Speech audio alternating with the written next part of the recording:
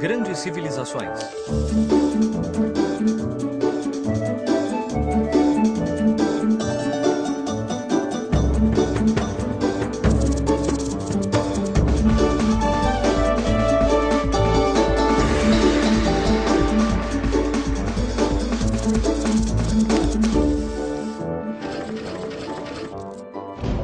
Os vikings e os celtas.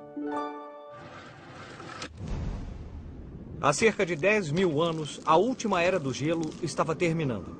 Os anos anteriores não tinham sido dos melhores. Havia feito muito frio. E as pequenas populações que tinham se adaptado e sobrevivido a essas condições tinham uma vida muito dura. Mas então, lentamente, o clima começou a ficar mais quente. A cada verão, o gelo derretia um pouco mais do que no verão anterior. Então, os povos nômades, cuja existência escassa era marcada pela caça selvagem geração após geração, passaram a ocupar terras quentes e férteis. Assim, esses povos pararam de se deslocar e se fixaram numa área conhecida como Mesopotâmia. Lá, eles aprenderam a semear, plantar e cultivar alimentos que, depois de colhidos, podiam ser armazenados. Assim, eles poupavam algo muito importante, tempo. Sem se preocuparem com a sobrevivência, agora os povos da Mesopotâmia poderiam pensar em outras coisas, como, por exemplo, em maneiras ainda melhores para domesticar animais, plantar e obter ainda mais comida. Da Mesopotâmia, o mundo ocidental expandiu-se por toda a bacia quente e fértil do mar Mediterrâneo. Milhares de anos se passaram e muitas culturas se desenvolveram. Os sumérios, os assírios e os babilônios, os egípcios, fenícios, os minoicos e os persas, os gregos e os romanos. Nossa, quanta gente! No auge do Império Romano, o mapa da Europa Antiga era assim. Os romanos dominaram toda a bacia do Mediterrâneo. Mas o que estava acontecendo do outro lado das fronteiras do Império? Não havia ninguém lá? É claro que havia, mas os povos que viviam nessas regiões não tinham o mesmo clima que os romanos, então a sobrevivência era mais difícil. Mas esses povos resistentes prosperaram e criaram seu próprio modo de vida. Por volta de 600 a.C., populações de diversas origens vindas da Europa Central começaram a desenvolver o que hoje chamamos de cultura celta. Essas tribos de diferentes origens raramente se reuniam para se organizar e traçar um objetivo comum. Na verdade, eram povos independentes que muitas vezes lutavam entre si. Hoje, chamamos todos estes povos de celtas, porque apesar das diferenças, todos compartilharam da mesma forma de vida, da mesma língua e da mesma religião. Os celtas. Os celtas tinham a reputação de serem rápidos e enfurecidos. Quem está usando meu machado para cortar salada? Os celtas eram uma sociedade militar liderada por um chefe guerreiro que comandava bravos soldados que frequentemente se juntavam para invadir e saquear outras terras e aldeias. Ah, tá parecendo que eles eram como os romanos. É, eles eram um pouco como os romanos, Pipo. Mas a diferença é que os romanos estavam invadindo terras para expandir o seu império centralizado. Os celtas não tinham um império centralizado como os romanos. Ainda assim, os celtas tinham uma cultura única e sua própria maneira de fazer as coisas. Por exemplo, quando os guerreiros conquistavam um território, erguiam uma grande fortificação, que se chamava Ópida. Elas eram protegidas por defesas naturais, como as paredes rochosas das montanhas e vales enormes. No interior da muralha, construíam suas casas arredondadas sem janelas, com teto de madeira, palha e barro. Ao redor das casas era a fazenda, onde cabras, porcos, vacas, ovelhas e cavalos pastavam livremente. Os colonos trabalhavam duro e armazenavam todo o trigo, centeio e cevada de que precisavam para sobreviver aos longos invernos. A população crescia até que não houvesse mais espaço. Em seguida, um grupo era estabelecido para encontrar e conquistar novos territórios.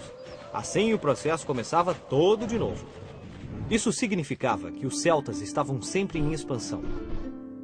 Por volta do ano 500 a.C., a influência celta se espalhou da Península Ibérica ao Mar Morto. Alguns povos celtas ainda cruzaram os Alpes e conquistaram terras no norte da Itália.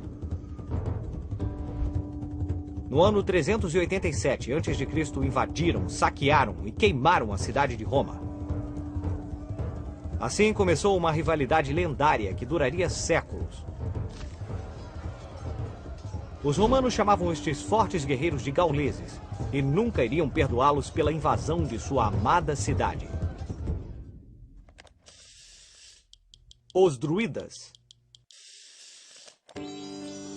Os celtas acreditavam que as palavras tinham poderes mágicos. Invocando os deuses em suas orações, os sábios poderiam curar ou ver o futuro.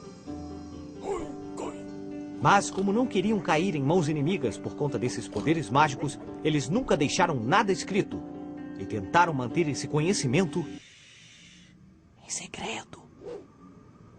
Devido a isso, sabemos muito pouco sobre eles.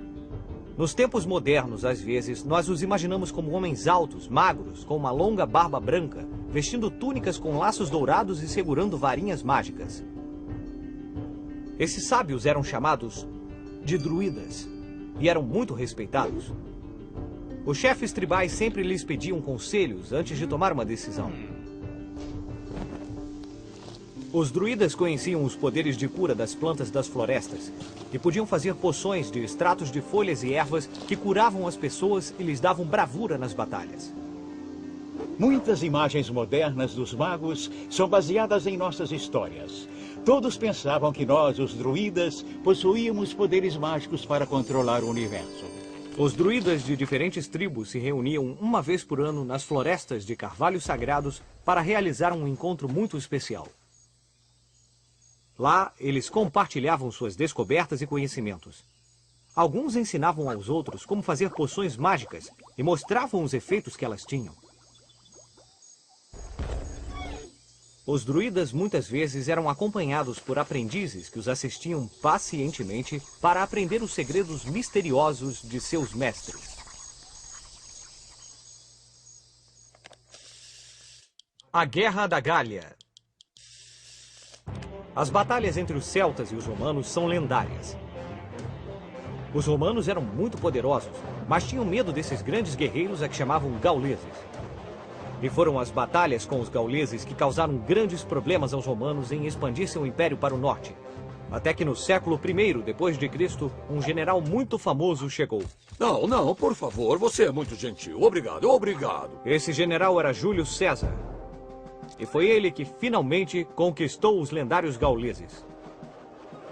Mas não pensem que foi uma tarefa fácil. Foram necessários 7 anos de constantes campanhas militares até que Vercingetorix, o último rei dos gauleses, fosse derrotado e capturado por César. Durante esses anos, cerca de 800 cidades caíram sob o domínio romano e o número de vítimas foi terrível. Acredita-se que cerca de 3 milhões de pessoas morreram em combate e que mais de 1 milhão foram capturadas e vendidas como escravas aos romanos. Os poucos gauleses livres procuraram abrigo na Península Ibérica e na Grã-Bretanha, onde resistiram aos romanos até 42 a.C., quando foram novamente conquistados. No entanto, as últimas resistências gaulesas conseguiram se manter na Irlanda até o século VII, quando tentaram expandir-se uma última vez atravessando o mar até a Caledônia, uma região que hoje conhecemos como Escócia. Vamos usar nossa bússola do tempo para ver o que estava acontecendo nos outros lugares do mundo nessa mesma época. O que estava acontecendo no reino da Judéia enquanto os celtas estavam lutando contra os romanos na Grã-Bretanha? Em 61 a.C., através do mar Mediterrâneo, os judeus também estavam em guerra contra os romanos. Romanos aqui, romanos lá. Esses romanos estão em todo lugar? É isso aí, Pipo. Havia romanos de norte a sul, de leste a oeste, expandindo as fronteiras de seu imenso império por todos os lados. Na Judéia, o povo judeu possuía uma crença muito forte em sua própria religião e não podia aceitar a dominação romana. Os judeus resistiram e se rebelaram contra os romanos por volta do ano 70 d.C., quando o imperador Tito Vespasiano enviou tropas para destruir completamente Jerusalém. Os poucos judeus que sobreviveram se dispersaram pelo mundo em busca de outro lugar para morar. Esse fato ficou conhecido como a Grande Diáspora Judaica. No próximo episódio, os Vikings. Numa manhã fria do mês de junho do ano de 793 d.C., a paz e a tranquilidade do mosteiro de Lindisfarne foram quebradas para sempre. navios surgiram da névoa no horizonte, trazendo grandes e ferozes homens de barbas e cabelos compridos. Esses homens eram grandes guerreiros, que tinham uma habilidade incrível com suas espadas e com seus machados. Os monges de Lindisfarne estavam prestes a conhecer os vikings. Esses guerreiros gigantes atacaram aldeias, cidades, igrejas e mosteiros de toda a região. Derrotaram os monges, queimaram tudo o que encontraram e levaram todas as joias, ouro e tesouros que coubessem em seus barcos. A invasão viking acabava de começar. Narração: Felipe Maia. Elenco: José Santana, Carlos Marques, Júlio César e Luiz Sérgio. Tradução: Catarina Quelecon. Versão brasileira: Alcateia.